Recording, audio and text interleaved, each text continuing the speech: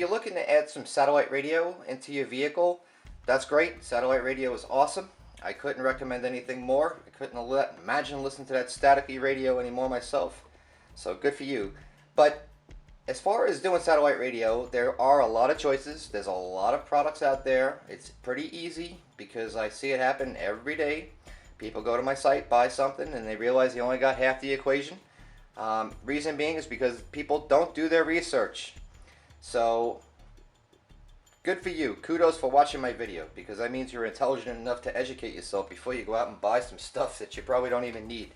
So let me give you the fat and skinny of how this stuff works. Out here in front of me, you'll see I got a whole bunch of aftermarket, and I got a couple of stock integration satellite radio pieces. Okay, so basically let me explain to you how satellite radio works, okay? And in this scenario, all these kits, they all have one thing in common. They're all called direct Sirius or XM direct kits. Actually, specifically Sirius. There's no XM products here. That's another story.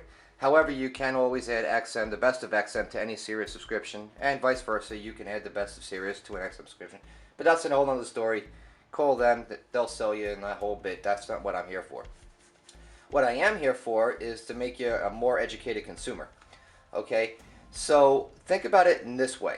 If you have, say, a television, imagine the television is going to be your satellite tuner.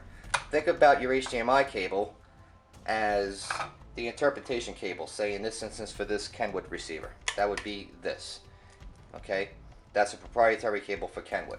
And then of course also think about the main stereo receiver that you're going to be receiving and playing the signal through as your cable box. Those are the three components. Without any one of those three, you're not going to have satellite radio today or anything.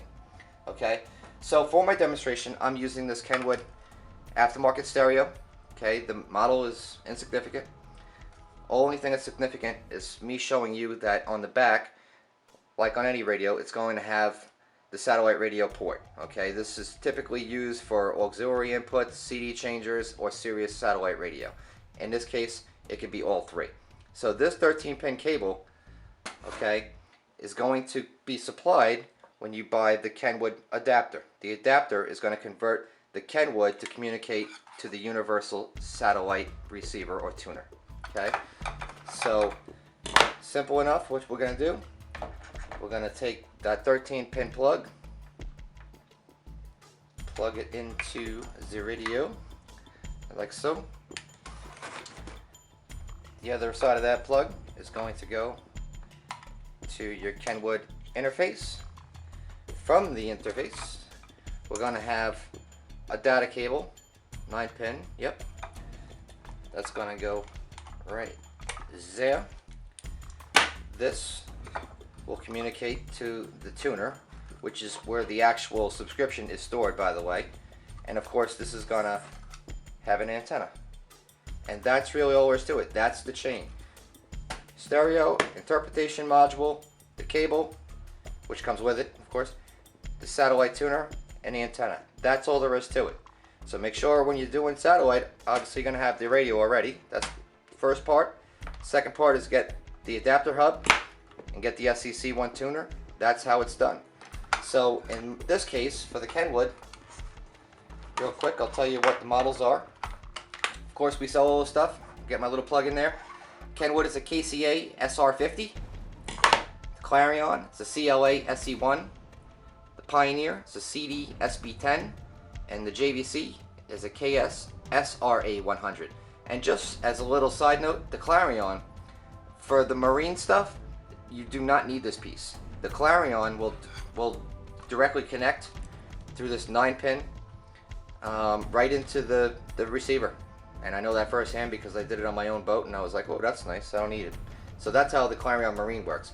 But for just about everything else out there, that's how it works.